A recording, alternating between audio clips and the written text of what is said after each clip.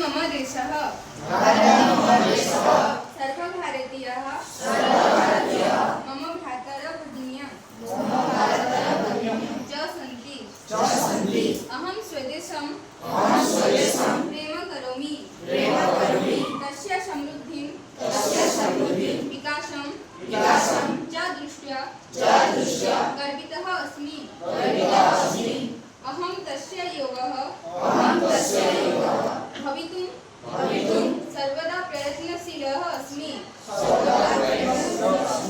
अहं मम मातापितरौ शिक्षकान् सर्वेषां वृद्धानां च आदरं करिष्यामि।